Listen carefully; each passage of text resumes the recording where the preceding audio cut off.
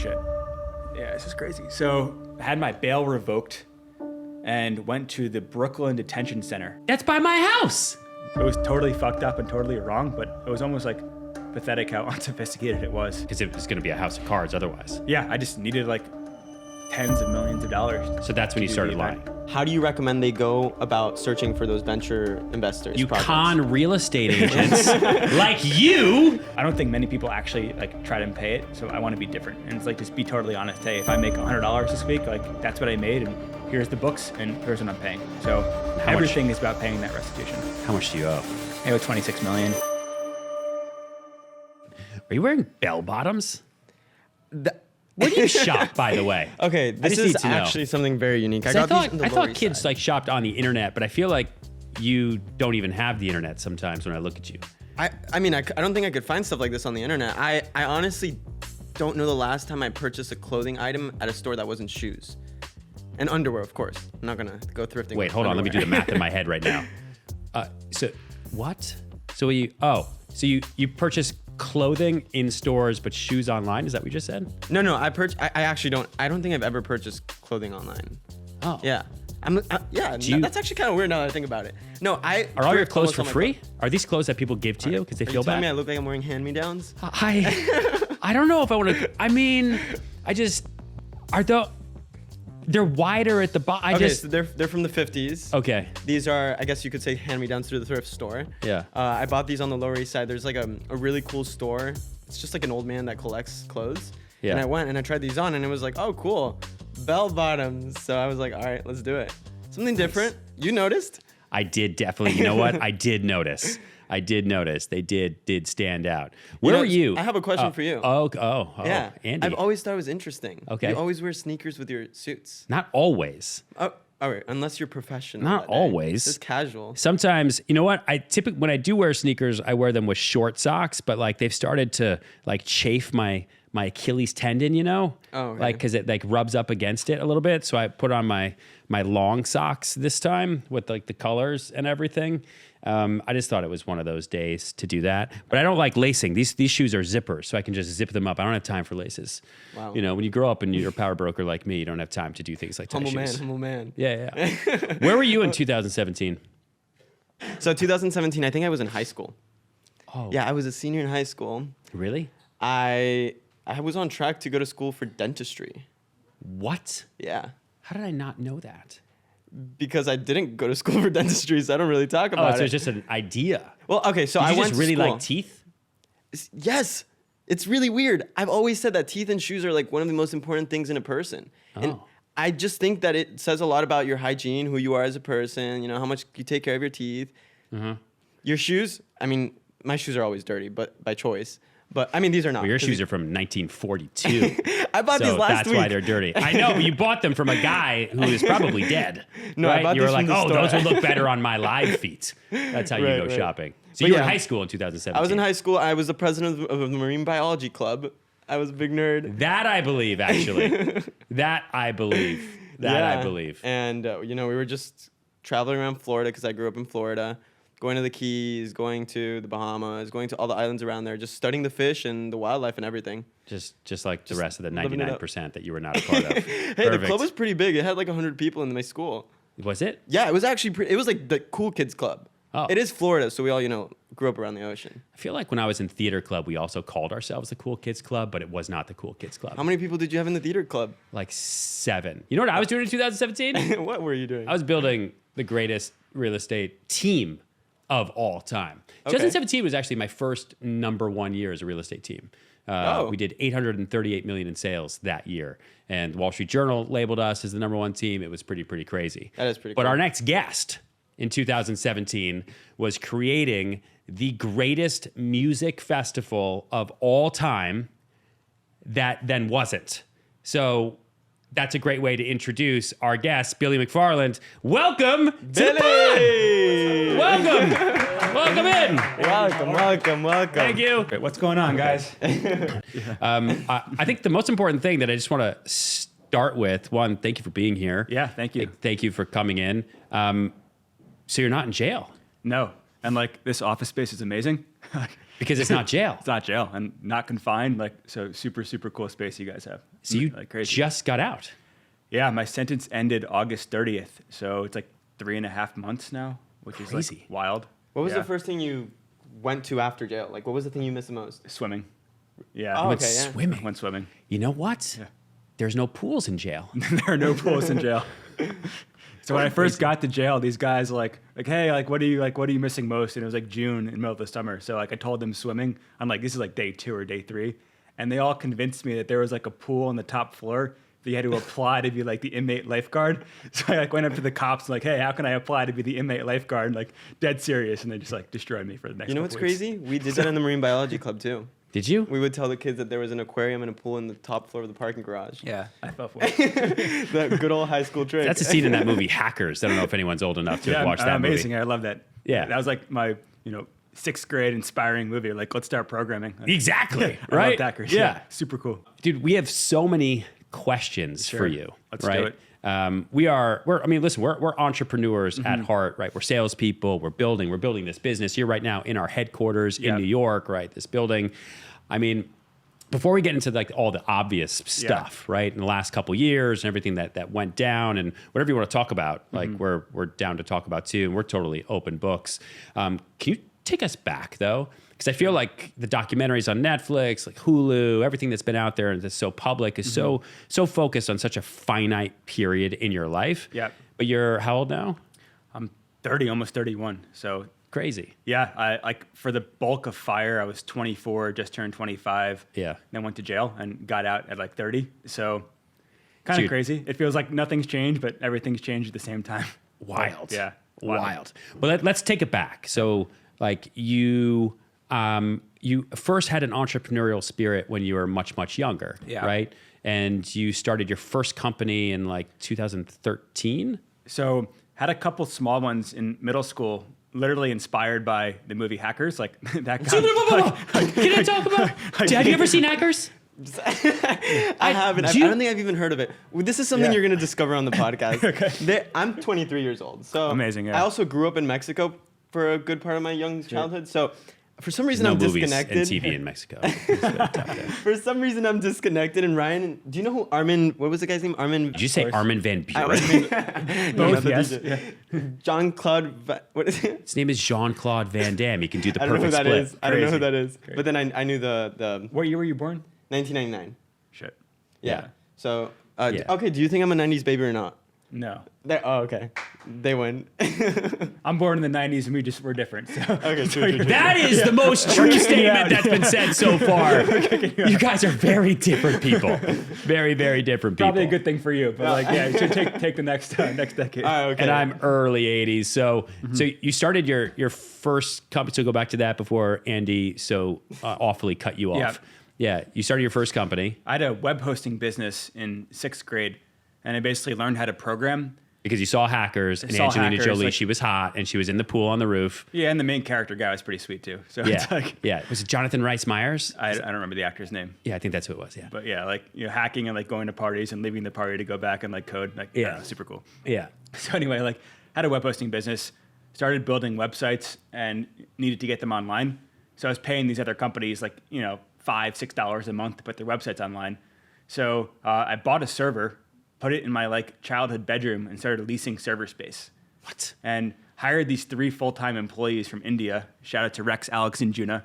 They didn't know I was 11 or 12 at the time.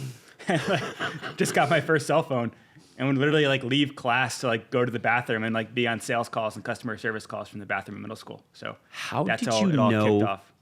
How did you know to even do that?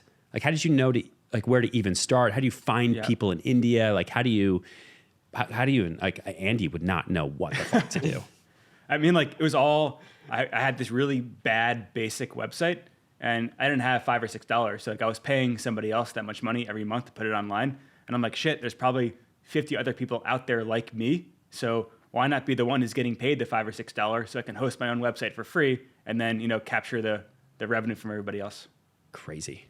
Yeah. Crazy. So I think the coolest thing through all of that is one of my biggest customers was another kid from London who was the exact same age as me, but we were both pretending to be 30. So Henry Clifford, like he's at Google now doing great, but like we both had these terrible like fake deep voices, and he was like a great programmer designer, and we were online like lying to each other for years. And like the relationship grew, and 3 or 4 years later, we admitted it to each other. Like fast forward, started my like first real bigger company in college. We both dropped out after our freshman year. He came to America for the first time, and like we had our first like venture-backed business together. But met as like 12, 13-year-olds online pretending to be older men. So crazy world. Like most relationships start Like most actually these relationships. days, So right? You got to be careful out there on the internet. Catfish each other, and it worked out pretty well. So when you went to college, were you going to study something related to computers? I mean, I said I wanted to study computer engineering. I mean, Rex and Alex crushed my homework for like the first 4 or 5 months, and then like ran out of money. So second semester, I just was working on a business and didn't really do too well in school. And you left school freshman year? After my freshman year. Okay. Yeah. So I have a question for you. Where'd you go? A little school called Bucknell in Pennsylvania. Oh, I know Bucknell. Yeah, middle of nowhere. So I also dropped out of college. Oh, yeah? Yeah, on Nice. my So you sophomore guys year. are more alike than I Yeah, thought. this is great. yeah. Maybe you are a 90 baby. Let's go. I have a question for you Yeah. because this is a question a lot of people ask me. Do you think a college education is worth the value that they say it is, that the people of past generations say it is? I think it's totally up to your field and personality. I think for the majority of personality types, absolutely.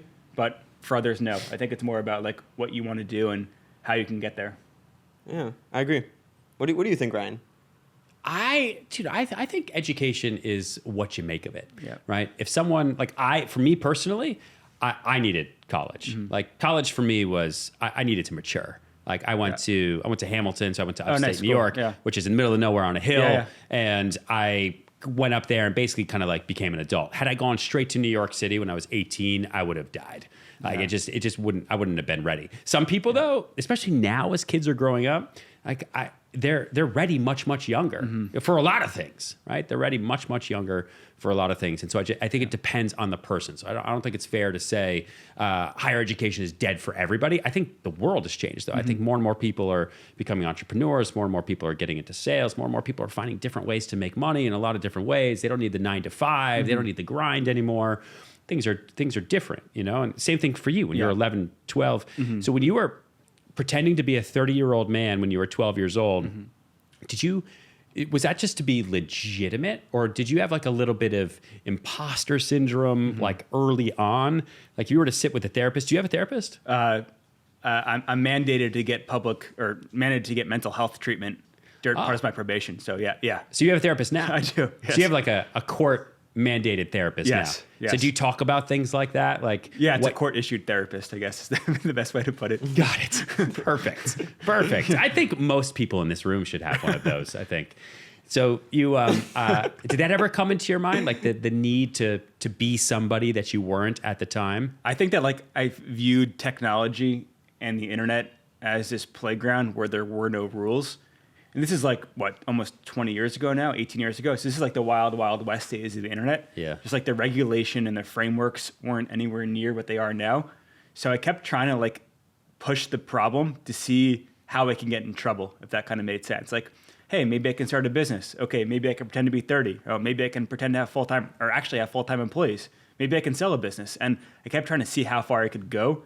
And I think like the lack of like rules and the lack of structure of the early internet days really allowed that to happen. And I probably wasn't ready for it, but like living a normal structured like suburban American life, the internet was the only place where no one could really tell me like what to do as a 12-year-old.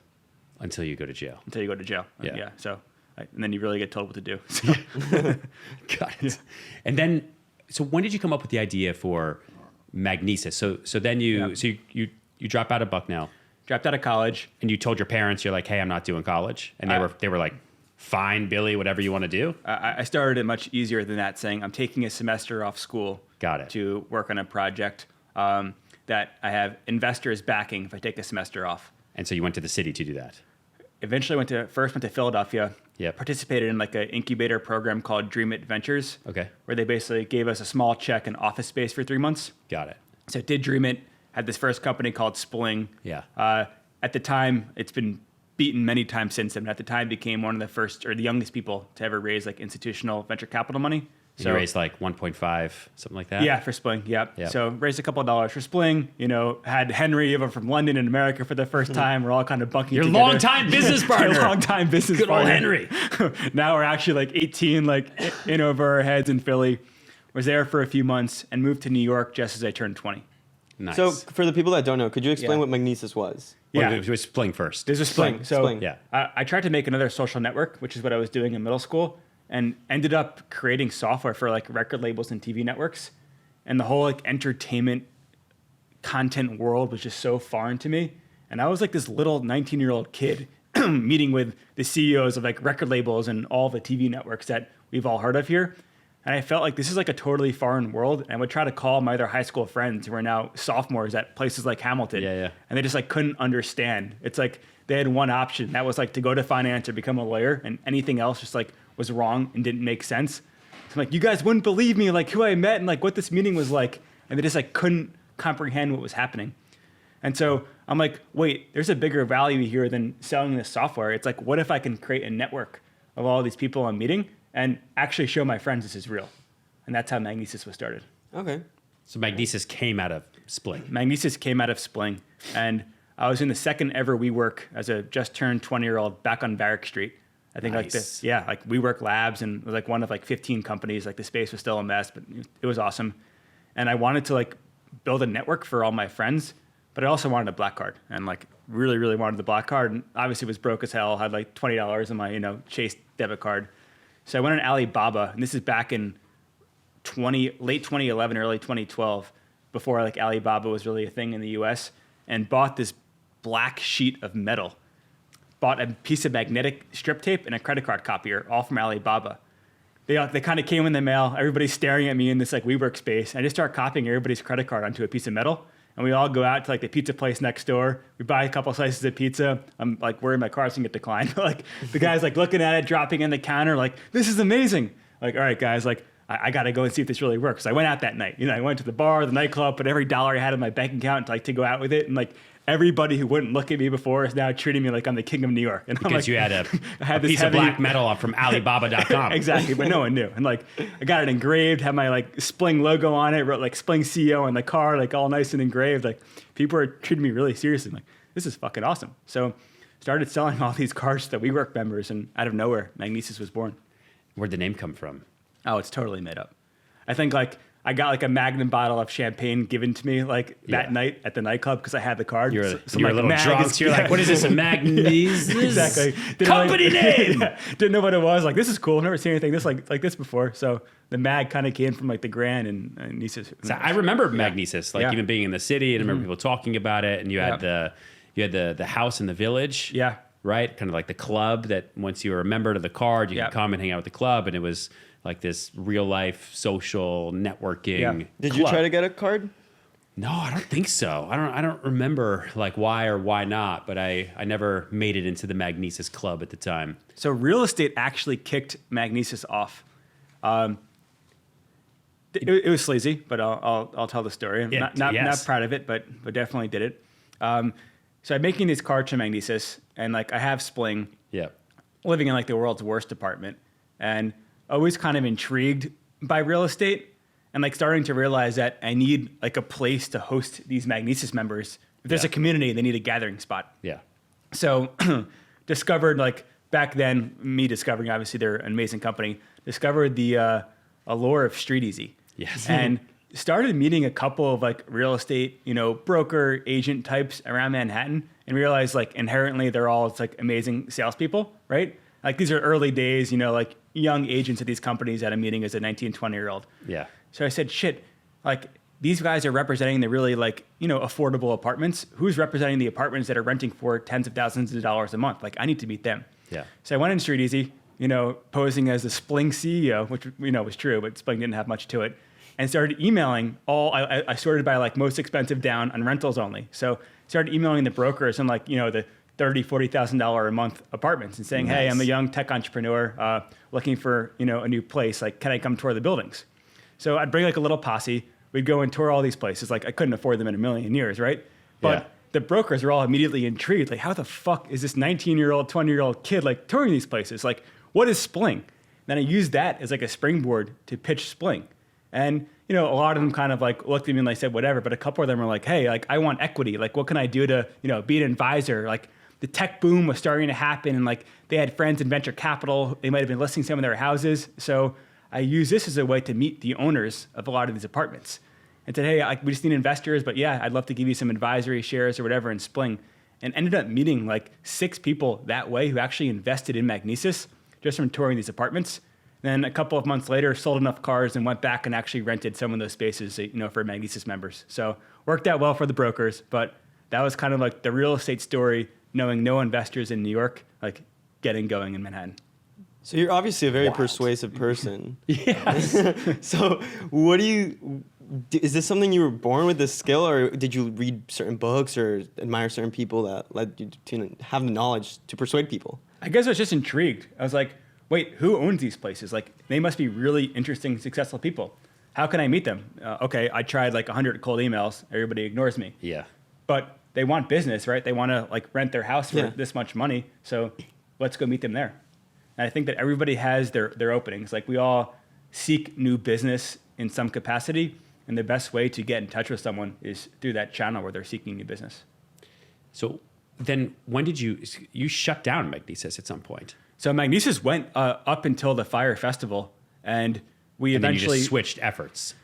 I lost focus, and that's like one of my, you know, beyond like the lies and the fraud that I did commit, like losing focus on Magnesis is one of my biggest regrets. I just didn't see it through. Yeah. And, you know, we can go into it, but got distracted by Fyre and the Fyre festival and lost focus. And then Magnesis was still around and kicking and, you know, had a lot of employees. How many employees did you have for Magnesis when you started Fyre Festival? It was around 35 full time. And then we had offices. You were paying his payroll? Yeah.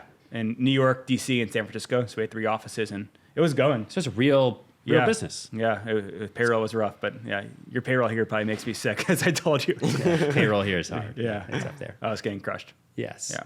Got it. Was Magnesis profitable? It was. Like we raised around $3-ish million in venture capital. Yep. And then for like the last 18-ish months before Fyre Festival, it was covering all of its own bills. So it wasn't like, you know, printing off tons of profits, but we were, you know, positive cash flow. Nice. So for young entrepreneurs who are looking to start a business like you did at a young age, how do you recommend they go about searching for those venture investors, the investors that are going to fund their earliest projects? You con real estate agents like you, right? To show him big expensive properties. And then he's like, hey, can I meet your owner? Yeah. And then you meet the owner and then boom, there you go. That's what he does. I mean, a guy who's like a developer probably has the same risk appetite as a venture capitalist, just different channels and vehicles for it, but it's a similar kind of mindset. So, yeah. Okay, cool. So where did the idea of Fyre Festival come about? Oh, man. I think just like, listen, we got time, buddy. Okay. Right? Yeah, let's do this. Fuck it. And okay. I'm here. You're not in jail anymore. Just open up, man. Just relax. Yeah. So one of the brokers found us. Real estate is playing a real heavy role in your life here. They crushed it for me. Now I know why you agreed to do this. Can't pay my rent, but shout out to all these places getting me in. We rented a townhouse on 10th Street and Greenwich Avenue. Yes. That I told the owners that I'd be living there, which wasn't the case, unfortunately. And it became like the Magnesis member headquarters. Yeah. I was actually living on 14th and 9th, a few blocks away, and got a call from one of the people who worked at the front desk at the townhouse, as we called it, which was not my apartment. Sorry, guys. And said, hey, there's this guy here who works at Google who says he flies planes and wants to fly you on his plane, and we kind of believe him.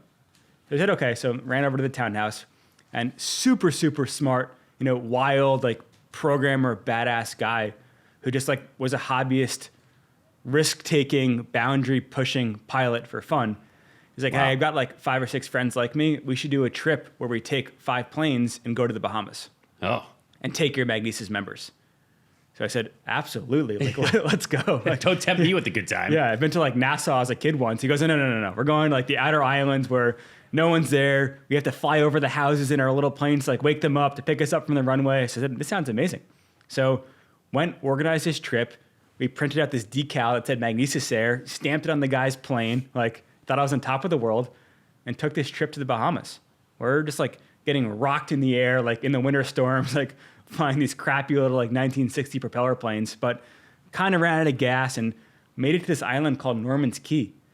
and just fell in love. And it was us and these 4 airplanes and 18 to 20 Magnesis members. And it was like our total playground. And I loved the water. So it was like jet skiing, spear fishing for lobsters, night diving, bonfires on the beach, but no one's there but us. Yeah. We almost just like created this like Magnesis like heaven in the middle of nowhere in the Bahamas. That was what you wanted the Fyre Festival to be. Exactly. So we replicated these trips dozens of times and started doing them almost every other weekend. 4 members. 4 members. And you charge them. And we charge them. Got it. But every trip just got like a little crazier. We brought more people. Instead of one island, we rented multiple islands. Instead of a couple jet skis, we started getting yachts. Instead of propeller planes, we started getting jets. So started getting more and more aggressive, and it was never really enough. And were these profitable events that you were doing through Magnesis in the Bahamas? It was just trying to cover costs, but it was really about like, hey, I'm exploring this whole world that I didn't know existed, and I'm bringing all these really interesting people who in New York are kind of like stuffy and like in their own lane and in their own zone. But now we're on this island like with a fire and a great like spear fisherman and nothing else to help us. Now we're all best friends. Yeah. And people are literally like, becoming couples. They were starting new businesses. They were investing in each other's companies. And I kind of just found like these life pushing experiences and adventures had a really weird way of breaking down everybody's walls and bringing them together. And there's just some magic to it that I want to replicate and share with as many people as possible. So how did that turn into Fyre Festival and Ja Rule and everything that we now know? So I think a million people said they came up with the idea for Fyre Festival. It was actually one of my high school friends who I convinced to come on one of these trips with me. We were there on the island of the Bahamas, and he said, you should totally do a music festival here for Magnesis members. So it's that guy's That's fault. that guy. It's that guy's idea. So that guy is smart. So it was not Ja Rule's idea. It was not these other guys' ideas. It was my high school buddy who said, like, this is great, but like, what if you do a music festival here for everybody? Like Coachella, but Bahamas. In the Bahamas, on these islands where you're bouncing back and forth. There literally are no rules, and you're having a blast. And like, I think he kind of understood my desire to share this with everybody. I was begging people to come who I knew for my whole life. Like, guys, you have to see what I'm doing in the Bahamas. And no one really believed me. Yeah. So he's like, hey, this is a great way to show everybody. Just do a music festival here. And that gave me the terrible idea to try to bring a few thousand people to an island that was, meant for 20.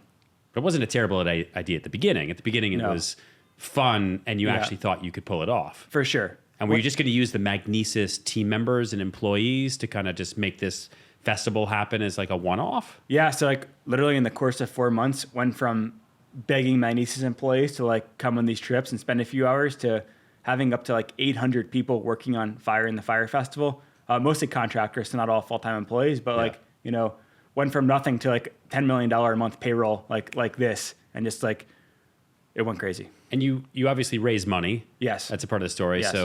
So you're in the Bahamas, your high school friend says, hey, you should make this into a music festival. Mm-hmm. And you're like, okay, I need to go raise money to be able to do this. And you went back to the same investors? I just like thought the whole thing would be as simple as building a website.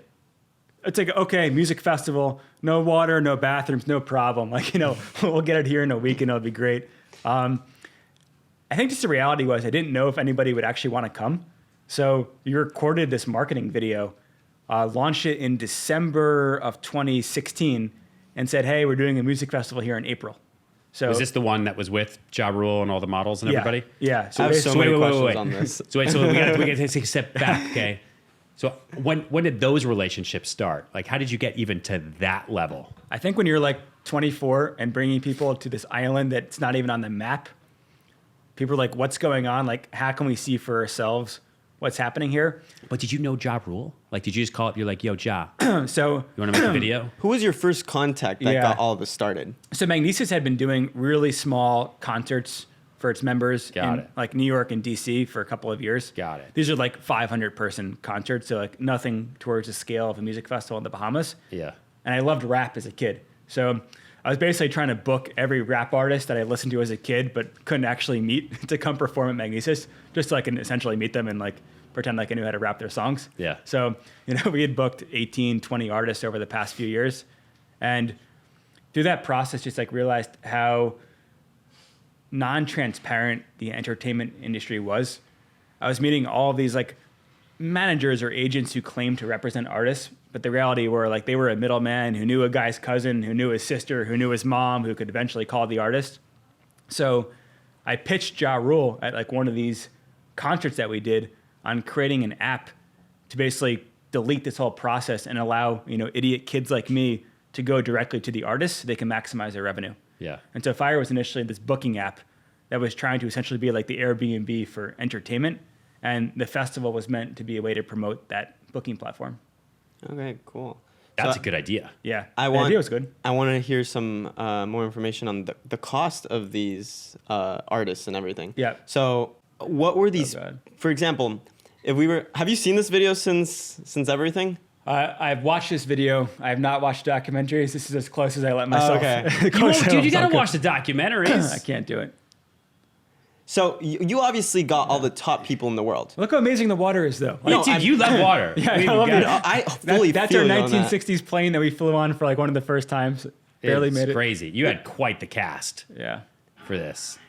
How much did this video cost? Yes, that was my question. How much did these ladies make?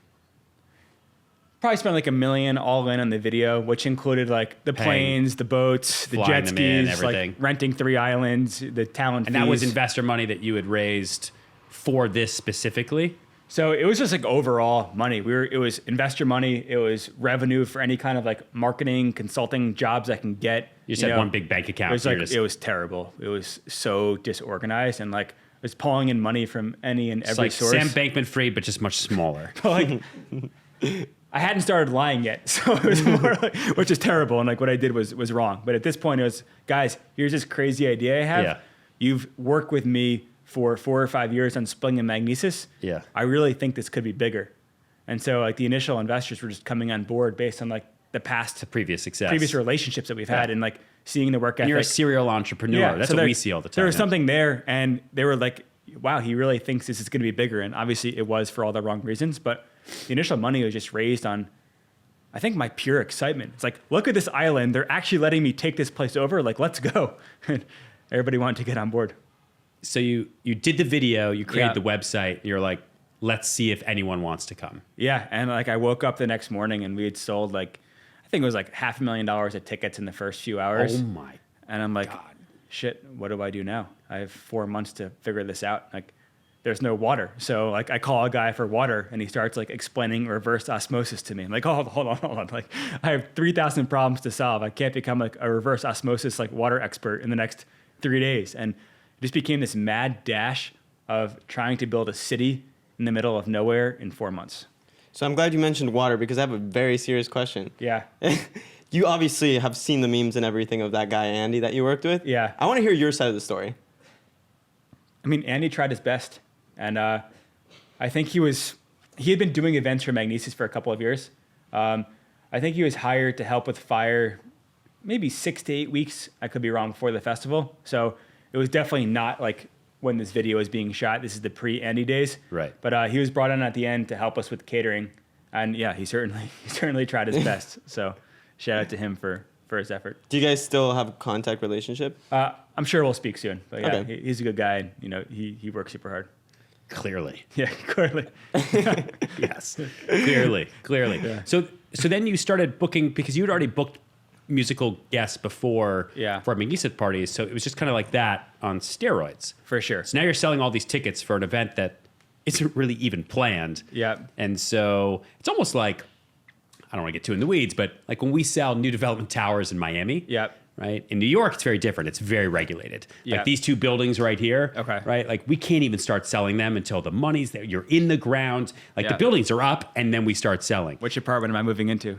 We'll talk about that after. In Miami, you basically like point to a lot. Yeah. And you're like, hey, I'm going to build a building. Maybe. And people can start giving you contracts. And then you use everyone's deposits to build the tower. Okay. Right? So it's almost like that's kind of what you thought about doing. You're like, all right, everyone's buying these tickets for this event that doesn't even exist. I guess I have to make this event now. So I was totally the one that was wrong, but do you know who really fucked me on the Fyre Festival? Who? Pablo Escobar. That motherfucker. So we used his What? name. We used his name in the marketing video. As Norman's Key, where the majority of the promo video was shot, Yeah. was one of his big waypoints for his, drug smuggling activities. Yeah. And so I thought the history was really cool. Like, clearly not selling drugs. So, like, let's use the history and try to make it part of the story. Yeah. And we had a preliminary deal in place with the guys who owned the island to actually host the festival there. But as soon as Pablo Escobar's name came out in their marketing, they sent me cool. a cease and desist letter within hours saying, if you step foot on Norman's Key again, we are going to sue the shit out of you. So Pablo Escobar, damn, man. So then you had to find a new island. Find a new island. Yeah. Oh. And then you started booking bands. Yeah. I mean, but getting kicked off the island just put a complete wrench in the plans. So how did you? I mean, the entire project obviously hadn't happened previously, and it really never happened. So how did you get these big name artists to come to the Bahamas, to an island in the middle of nowhere? How did you convince them? What did you say? I think having an island and paying 30% more than you usually get paid is the So trick what was to do that? that. What was the highest paid artist there? It's all public, so happy to share the numbers. Some of the headliners were getting upwards to $800,000 for 2 weekends. And that would be 2 1-hour performances? Yeah. It was like Wow. what was it, like Blink 182, I remember. Yeah. They were pretty public about not showing up. Yeah. And Yeah, how many bands did you have signed up to come? we had around 30 artists booked. Yeah. And I think this is all public and the bankruptcy proceedings with the company that followed after. But 28 of the 30 artists were paid in full, which I think is just not known. And the other 2 artists were paid for the first weekend. Okay. And the logic was, hey, we would make some money after the first weekend and we could afford them for the second weekend. So who knew if that would happen or not? But everybody was paid for that first weekend. They were all either there or on their way, except for Blink 182. They were the first and only ones to cancel, and they canceled maybe 5 days before the event. So Because they heard that the room and board and the food and stuff was... I think the real issue is that they had all of this shit they were demanding we do, and it's requiring all these basically barges to take these containers to the island. I just couldn't afford the barges. So they weren't giving them the setup they required, and they got another offer for the same weekend. So they're like, fuck off, we have a better deal. And yeah. They were paid, I think they were paid, they were one of the 2 bands who were paid for the first weekend only. I think they were paid $500K for the first weekend. So, they kept the $500,000. So Did it sounds they have to give that money back? I think they had to give back 30 grand or 40 grand or something stupid. But yeah, so they profited, 400K-ish on the event. The fuckers. So, yeah, never gave it back. So it sounds like a lot of the mistakes that were made with Fyre Festival are because you didn't have the experience, the time necessarily. For the logistics, just didn't have the experience. But for the investor side, once we had to switch islands, and once I realized I just had no idea what I was doing, the costs, went 4 or 5, 6 times higher. And I just started lying to any investor to get the money for the festival. So I was Because you didn't want it, because it was going to be a house of cards otherwise. Yeah, I just needed tens of millions of dollars. So that's when you started lying. That's when I started lying. And it was so fucked up. And I would tell them I had more money personally. I would tell them our revenue was higher. And that's it. And it was really unsophisticated. And I think in jail, I would always joke with these guys who would come up to me with all these credit card, petty gift card scam pitches, and I'm just totally clueless, and no one believed it. It's I don't know how to do all these scams. I created a really bad Excel document and lied about what I had, and it was totally fucked up and totally wrong. But it was almost pathetic how unsophisticated it was. Yeah. Got it. Yeah. Crazy. So when did you know that it was all about to fall apart? So the festival was taking. Because there's probably there's probably a period where you're I'm still going to pull this off. It's all going to be fine. Let's just get through it. Otherwise, you wouldn't even go down there. I remember when I was following with everything on the internet. I remember the Were turning you point. gonna come, Ryan? Sorry. No, I don't. Okay. No, I don't think Okay. so. I haven't been to a lot of festivals in my life. Really? Wow, they're fun. I love them. But I remember the turning point on social media was that picture of the bread, Yeah. the sandwich. Yeah. Was that actually what you were planning on serving? Okay. No. So the festival was supposed to take place from Friday to Sunday. Yeah. We had chartered 2 737 planes to get everybody from Miami to the island. That sounds cheap. I think we paid $2 million for those 2 planes for 2 weekends alone. Yeah. Really cool. We branded them with Fyre Festival marketing and it was cool. Set up a little terminal in Miami International Airport for all of our guests, and logistically just couldn't fly everybody in on one day. So we started bringing people in early Thursday morning for the weekend, and the planes are supposed to go nonstop, land back to get everybody there. The guests started arriving early Thursday morning, and we just weren't ready.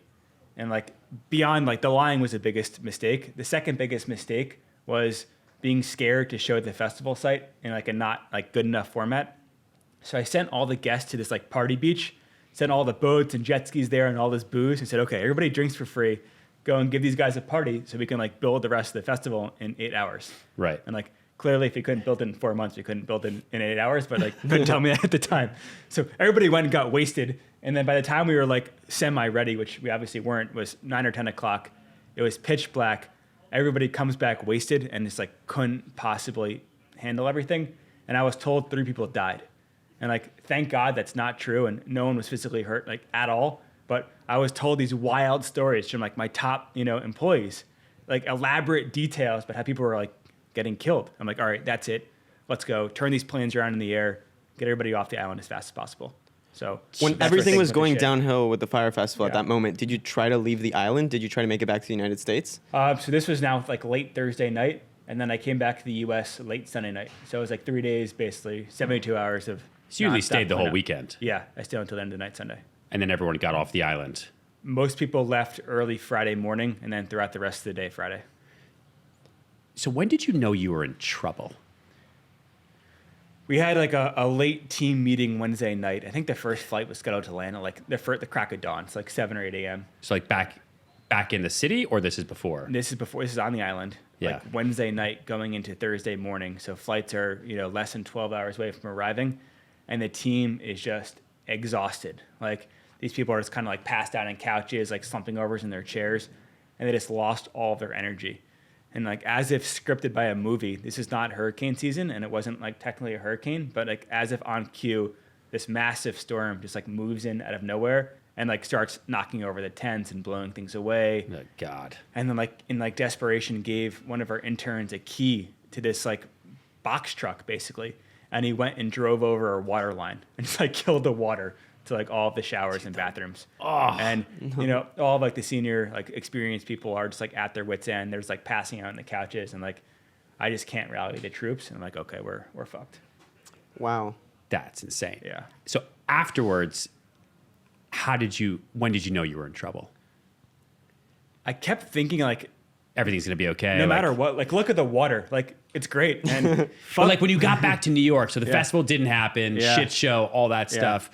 When did you know you were like in legal trouble? Oh, right away. So I got a call on Friday midday as we were like shuttling everybody off the island from one of my investors, who basically had some of his friends come and invest, and he made it very clear these are very connected, powerful investors, and he asked for a dollar figure. He's like, you got to get this amount, back to these guys like now, and I just didn't have the money. And he's like, he literally tells me at the time, if you don't do this, you're going to be in handcuffs on the front page of the Wall Street Journal. And like, at this point, I'm still in the do or die, let's make this happen mode. I'm just trying to do what's best for everybody. Obviously, I was so wrong, but I couldn't really fathom at the time, like what I did was committing a crime. Like I knew nothing about jail or prison or like the FBI, right? I was like, hey, I'm just trying to make this event happen. And I didn't really like think he was serious. And I call him back like a day later, like, hey, I don't have the money. And he basically proposes all these options to me. And naively, I'm like, fuck off. Like, I just can't do it. I don't have X millions of dollars. Like, I'm literally spent every dollar I had, and the rest has been frozen. And he goes, okay, sorry, too late. I'm like, too late? Like, what do you mean? And he's like, yeah, we tried to help. It's too late. Landed back in the U.S. at midnight on Sunday night into Monday morning. And the FBI was at my apartment, at my building at like 5:30 a.m. the next morning. So like I was, and they arrested you. They didn't arrest me then. They started questioning me right away. I was arrested like 5 or 6 weeks later, like the day or two before 4th of July that year. But I was gonna go to jail anyway, and I was like totally guilty and definitely committed a crime. But certainly pissed off people who expedited the process. But like once they like made the phone calls, it was all over, and the fact spoke for itself, and there was no gray area. Like I was totally guilty. How'd you feel though? Yeah. Like what's that feeling in your stomach? You're sitting with the FBI, you got to talk to your parents. Like you were just trying to throw a party. Like this is like, it was more incompetence than it was like pure fraud the way you talk about it. Like if you Google your name now, it's Billy McFarland fraudster. Yeah. Crazy. Right? Yeah. And I've heard people describe you as a con man too. Mm-hmm. Do you think that you yourself were a con man at that moment? I think my entire like goal was to make everybody succeed and make everybody happy. And I'm totally making this up, but let's say the festival made $100 million, you know, or we had a great brand worth $100 million. Like, I wasn't in it to go and like get 10 or $20 million for myself. I would have given all the investors their money back times 3, 4, or 5, like whatever the numbers were. I just like wanted to make them happy and prove them right. So I certainly like lied and committed fraud to try to make that happen. And that's like totally fucked up and wrong, and learn from it. But the intention was never to like abscond with this money. And unfortunately, I think that makes a better story. But yeah, like the way I went about it was awful and terrible, and like lost all ethics and morals in that time period. But I thought I was doing it for the right cause, which obviously just wasn't true. So from this point forward, what is the next plan? How are you planning on making this up? Wait. Ryan has more Z questions. over here. Ryan, no, Gen Z's already on it. Like, he's like, no, are you planting flowers now? When can I come to the next There festival? better be a tree. Yeah, for real. I'll be there. Wait. Yeah. So what were those 5 weeks like before you got arrested? Like, you knew it was coming. Yeah. Were you going to the gym? Were you like going out to dinner? Was that when you started selling like the tickets to the Met Gala and stuff? Not yet. So I was really confused because the first questions everybody thought that the whole festival was fake, and that like it was a fake festival. You it's just a sold fake like festival. Yeah. I took $20 million and have it in Switzerland somewhere, like, and my yacht's like hiding in the Caribbean and no one can find it. Like, Yeah. that's what people legitimately thought happened. And then I just couldn't comprehend what I actually did, because like, guys, I swear I was trying to do it. Like, here are my bank statements. Here's all the money. Like, I literally Here's have all the nothing. bookings for like, the bands. Yeah, I have everybody. nothing left. Like, I spent every dollar that I had to make this happen. And so I was so adamant that people didn't understand the truth, but I was just like too stupid to realize, like, no, you idiot. Like, you just lied to 30, 40 investors, whatever the number was. And like, that's just wire fraud. Yeah, wire fraud. Like, I'm going to jail. Like, that's bad. And it took me a couple of months to really realize like the gravity of the crime. what I did. I just didn't get it. Like, no, I tried, guys. I promise. Yeah. Like, and like, it doesn't matter that you tried. Like, you lied and you're going to jail. And I didn't understand right away. So when did you start your jail sentence? A year later, I had my bail was revoked. I was rearrested. Because you posted bail for $300,000 or something, right? Yeah, it was some money, and the rest is basically like a bond, is what they do. And then I just like started fucking up on bail, and then like a year later they took the bail And that's when away. you did like the fake tickets and stuff? Yeah. So how did that? So like through Magnesis, like we had been doing events for so long, and essentially the Magnesis model was that members would pay us like an annual fee, and then brands would pay us to advertise events to them. Yeah. We would have like, fashion brands or gyms or, smaller concerts who would want to target this like up and coming young urban professional audience. Yeah. So we would make money from both sides. And through that, a lot of these brands or sponsors would, wine and dine me. They would take me to these events and these galas and fashion shows and charity events. I'd always get like a +1 or +2 or +3. And I'd invite random friends or random Magnesis members to come along. So I think I had this idea in my mind that I could just continue this. And yeah, sure, I can get 3 tickets to this charity event or this concert. That's no problem. And so I was selling these event tickets and trying to make it happen. And was fulfilling some of them, but just like got so far ahead of my skis and like I fucked up. And I was wrong, and it's like kept going and just like didn't know how to stop. Yeah, maybe you shouldn't sell tickets to things that you haven't planned yet Yeah. going forward. That's a good idea. So yeah, please, I'm not going to sell any tickets for Pirate right now. So don't let me do that. And so you were sentenced to jail for 6 years? 6 years, yeah. What did you feel like when you got that sentence? I was 25 at that point, and I felt like since I was 13 with my web hosting business, I just didn't know how to think past like this week. Yeah. It's like, how can I make payroll on Friday? Yeah. How can I pay these vendors so they don't drop out of the festival? Yeah. And so everything was on like a today basis. How can I wake up today and get $1 million in the bank before the wire closes so I can, pay my team? Yeah. And when I heard the word like 6, or like the number 6 years, I just couldn't fathom that amount of time. Like I was like, oh, this will be like, okay, 4 or 5 months and then I'll be back at it. It's like 6 years. Holy fuck. Like the rest of my 20s, I'm going to be in jail when I've never had the ability, which obviously was a huge downfall of mine, to think past like this weekend. And now I have 6 years to think past. And that's like really, really hard to comprehend. Your parents just devastated, and I think everybody's just so confused. It's like I always made it seem like everything was fine.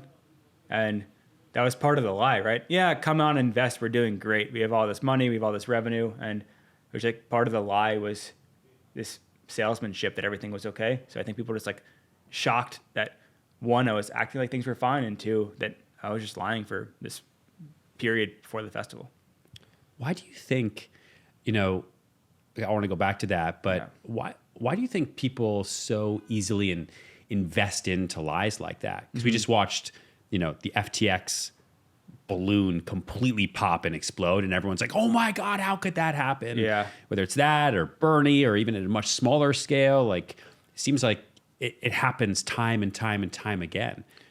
So I think that what I was good at was making everybody fight for the cause. Like, a lot of our investors were working for the company in various roles. Yeah. And I think we all believed like in the mission, and we had a good mission. I think the reality was, if I didn't lie, the brand would have had value, right? Better or worse, and people would have made their money back, or if not more. So I think like there was real opportunity for investors to make a return, and they saw that. Just they didn't know I was lying, and those lies just derailed everything. So I think from like a pure investment standpoint, if I was honest and they had no reason to think I wasn't being honest, it made sense as an investment. But the lies just like totally counteract and remove all of the good. Crazy. Yeah. So where did you serve time? Oh, shit. Yeah, this is crazy. So I had my bail revoked and went to the Brooklyn Detention Center. That's by my house Really? on Atlantic. Oh, wow. You live by a prison? So Yeah. do you see like the girls driving, like hopping out of the cars and like getting naked for the inmates and then driving off and everything, or no? Dude, every day on the way to school, baby. Yeah. Yeah. Crazy. So I like, feel what so floor were bad you for on? Zena. I was unit 53, so the fifth floor. And you got like the mesh outside the windows and stuff? Yeah. Wow, we're neighbors. Yeah. That sucked. How long were you there? So I live in Brooklyn now. However, when I was 24, I thought it was really cool. And I'm like, oh, I'm never going to live in Brooklyn. Yeah. So I go and live in the Brooklyn Detention Center is my introduction introduction to Brooklyn. So How long were you in jail there? 7 months. Oh my. Yeah, that place was rough. That's while you were in jail. Oh, shit. The most TV jail thing. Something that you're never going to forget. People hiding things up their ass in the Brooklyn Detention Center. So, Goodness. Did you ever hide anything up your ass? no. Is there something up your ass right now? Yeah. So It's the tickets to Pirate. Sorry. I first got to Brooklyn, and the big thing in Brooklyn Detention Center was a lot of people had cell phones. So, Really? and the guys who couldn't afford it would hide the cell phones in these nether regions, and the guys who could afford it would But now there can't be like an iPhone Pro. no, they were these like little they called Why'd them you like have to go to Pro? I'm just thinking. I'm like gonna be thinking the about my. access? I'm just like thinking, like how would I?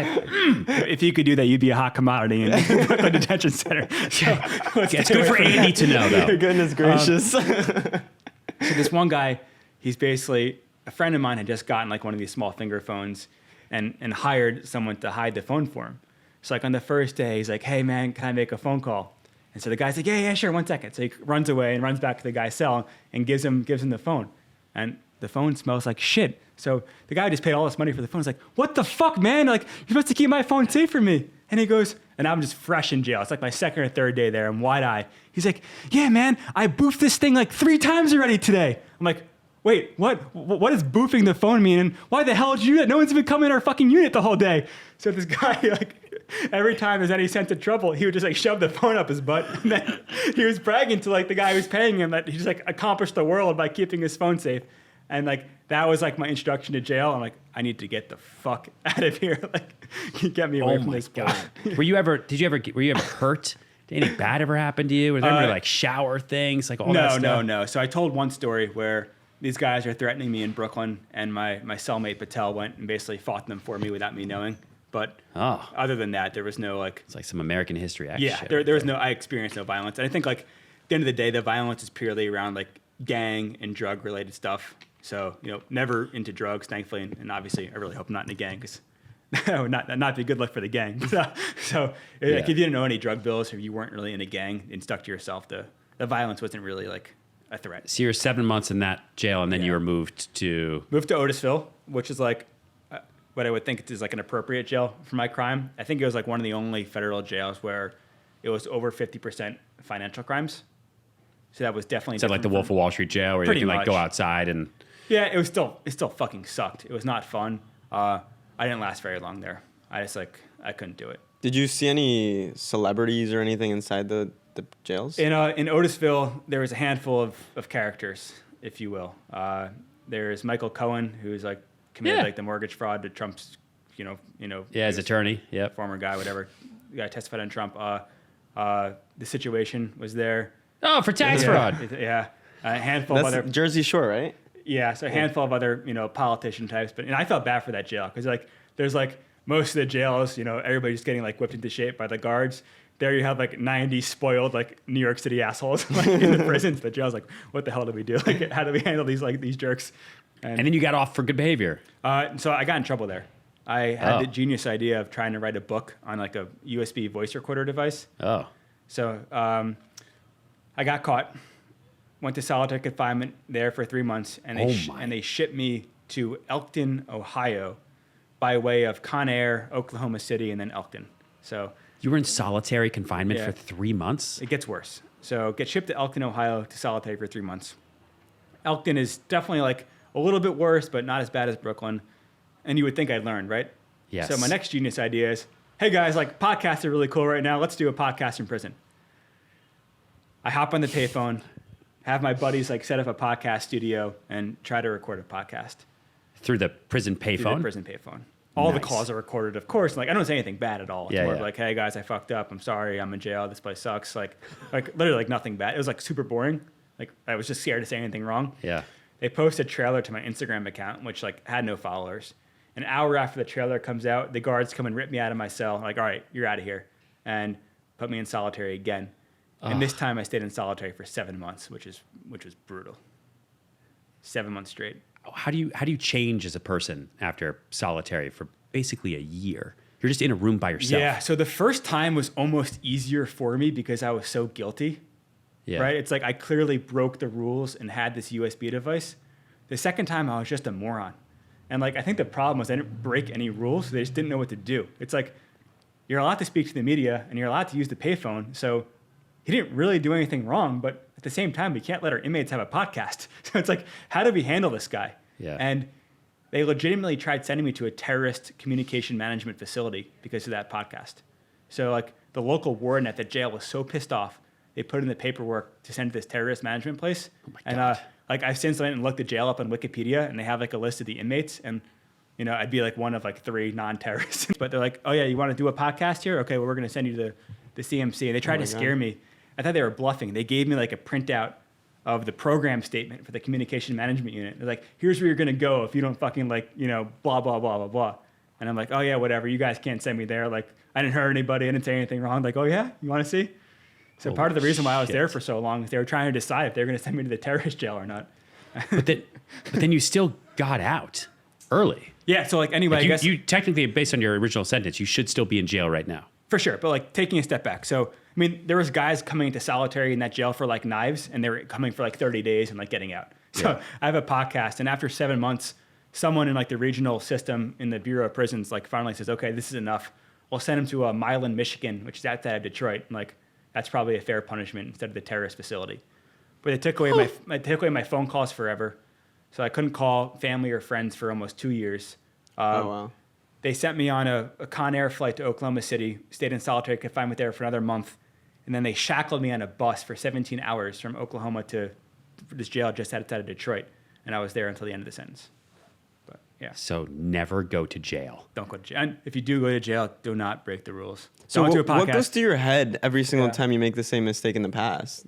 How were you justifying? Oh, I'm different than everyone. I'm gonna break the rules. So the first time was just so silly. Hey, I'll do this book. I'll make it. Oh, this is not. I'm in my head. I'll make $1 million. Give half it to restitution. Everybody's gonna like me again. And obviously wrong and short-sighted. And the second time it's okay, well I broke the rules the last time. This time I'm not gonna use a cell phone. I'm not gonna do anything else. I'm gonna follow the rules and pay some restitution. But at the end of the day, following the rules is more of a gray area, right? Mm-hmm. And it almost would have been better if I broke the rules, so they would have known how to punish me. Right. But the fact that I manipulated the system in their minds has really got me in trouble. When you were in prison, did people know what you were in there for? Did you have celebrity status? So in jail, a big thing is why you're there. So you have to like show your paperwork in like the harder jails to like prove what your crime was, Okay. to see if you'd be like allowed to like watch TV and like eat meals and stuff like that. So Like the worse the crime is, the more TV you get? no, like if The you're opposite. like if you're like a pedophile or like a child molester, which there are tons of, like tons, like you just basically get shit on. Okay. Yeah. So, you know, Rightfully so. yeah. Yeah. A lot of the more educated people, unfortunately, are like, you know, the child molester, pedophile types. So like immediately off the bat, that's like the group that people would think that I would be in just by like looks. Yeah. So you had to show that you weren't part of that. But also people have TV, right? And they watch like all, like TMZ is like the #1 watched show in every prison I've been at. Like religiously, every guy watches like every airing of TMZ. so like, they have the 3 o'clock live, the 5 o'clock tape, like the 6 o'clock like West Coast edition. Like TMZ is fucking crushing it in all the federal jails. But they also watch like the morning talk shows too. So Okay. I think they're familiar with like the pop culture, you know, that's going on. Like way more than I was. So people are certainly caught up. And then you got out. Yeah. There was a Trump's administration passed a law right after I got to jail called the First Step Act. And it took 3 years, but the law promised to give every nonviolent offender a year off their sentence. So I like literally Trump did that? Trump's administration did that. It was bipartisan support, but he is one who officially signed it. It's called the First Step Act. It passed in December of 2018. So I was in Brooklyn at the time, and everybody was kind of celebrating in Brooklyn. And it took like over 3 years. And, you know, I think in like January this year, they woke me up. I still had no phone call access. I was begging to have a phone call to call my family. They're like, oh, the warden won't give it to you. Like, we have no communication in the outside world. Like, I couldn't do anything. And they called me at like 6 a.m. like, McFarland, come into the office. And like the guy's all mad reading from a sheet of paper. You got a year off. Get out of here. Like, wait, what? Is this real? And then so for like the next month, I thought he was bullshitting me until they call me back in. And it's like, we got to give you 5 months of halfway house. Like, here's your date. Get the fuck out of here. So I literally just like woke up one morning in January this year and was told that my date was moving from August of 23 to August of 22.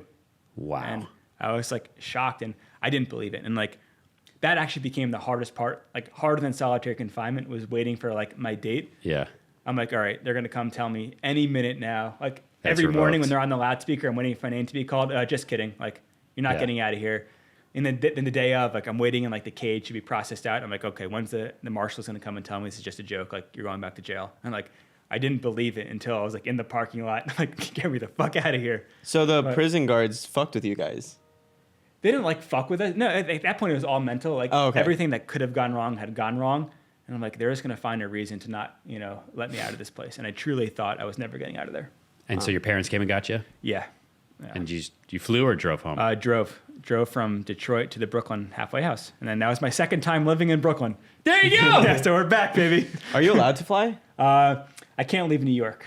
Yeah. Okay. Yeah, so as long as I stay in like the New York bounds, I guess it's fine. But yeah, can't Wait, leave you have New a York. you have a girlfriend now?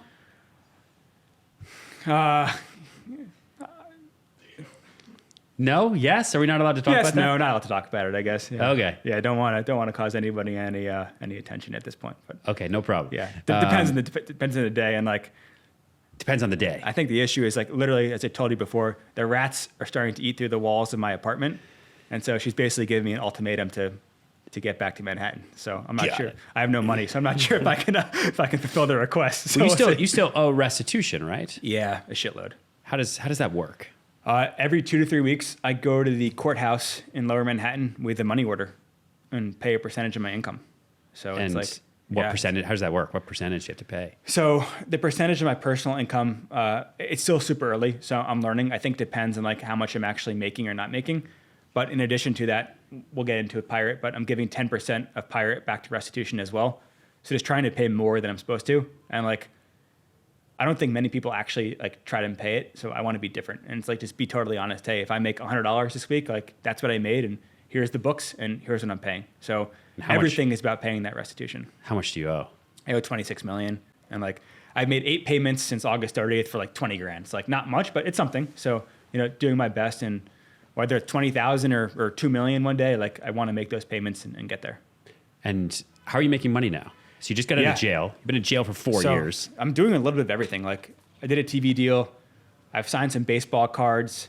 I'm on Cameo, like just like really hustling. And like, I'm starting to do more. Cameo? Yeah, dude, just like whatever it takes, man. And like, starting to do more marketing consulting thing, like for other like startups and companies. So I think like that's going to be the big revenue driver in the next 12 months. And then my like 3 to 5 year play is working on Pirate. And that's like the chance to really build a technology that is game changing and the way to pay back tens of millions of dollars. Everything else is like, how can I earn honest living and, pay some restitution? But like, let's go with Pirate. And like, that's our shot to do this right and do it big. So Pirate is your new company. Yeah. So what is Pirate? Where does the name come from?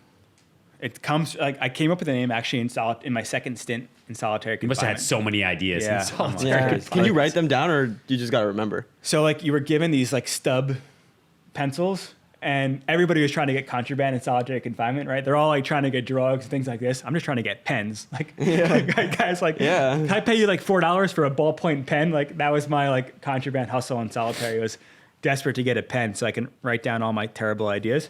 But I think Pirate's a good one.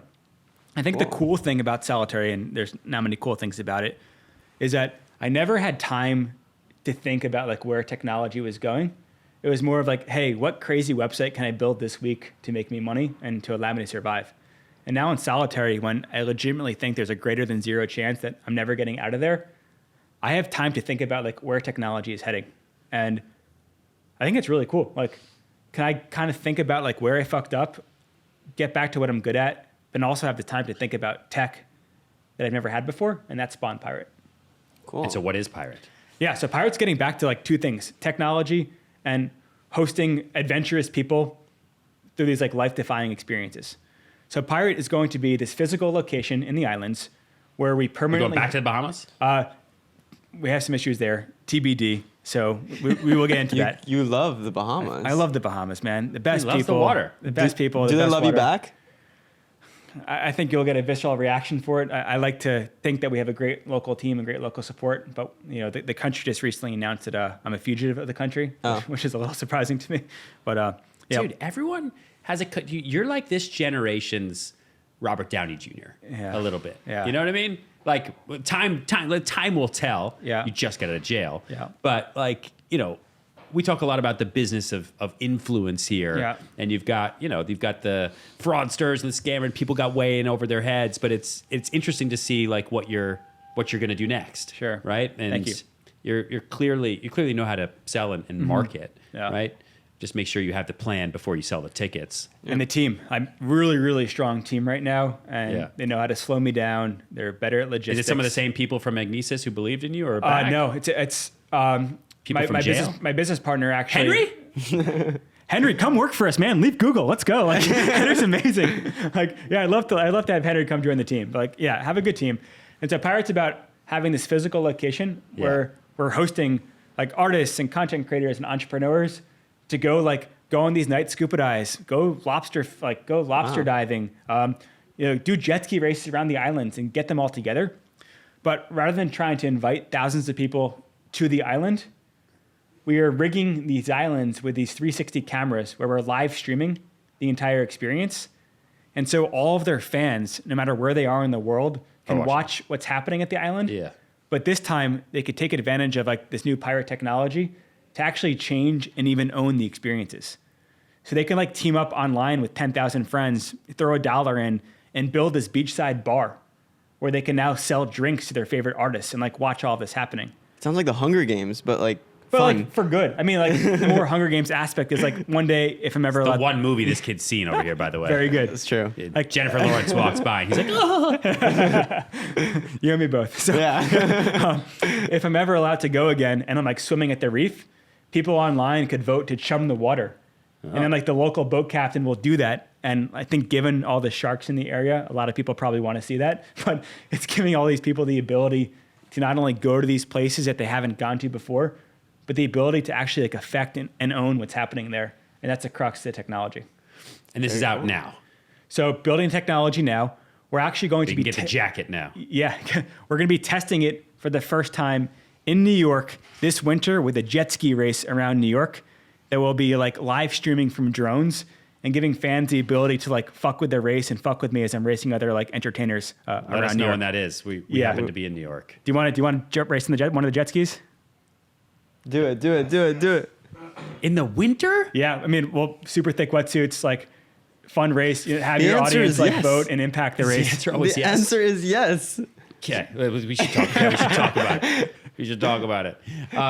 Wild. Totally crazy. Your marketing team is saying you have to do it. So They are saying I'll make you a deal. If we could do an event at that ballroom thing we have, and the apartment sells before the race, you have to race. Perfect. Deal? Perfect. Yes. Okay, cool. Yeah, give me a couple NBA players for the penthouse at Central Park Tower. And What if we do an MMA fight where I fight someone and we live stream it from like the ballroom? We should have you fight Jake Paul. That would be iconic. Right. How about I fight Ja Rule? I'll call him out. Oh my God! The Fyre We would Festival in a 250. Yeah. Oh, would you fight Anna Delvey? Didn't she used to live with you? I'm not going to fight Anna Delvey. I'll fight Ja Rule. Do you know Okay. Anna Delvey? Jake Paul will kick my ass, so all respect to him. I'm not going to do that. But Do you still talk to Ja Rule?